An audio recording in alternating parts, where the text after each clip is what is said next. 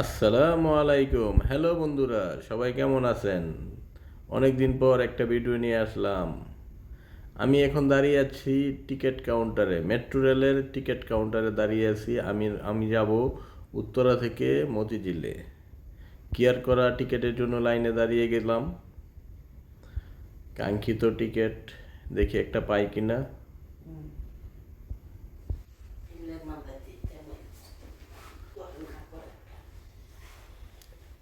সর্বশেষ আমি টিকিট পেয়ে গেলাম এবং আমি ট্রেনের জন্য অপেক্ষা করতেছি। এখন ট্রেন আসবে, আমি ট্রেনের জন্য অপেক্ষা করতেছি। ট্রেন আসবে।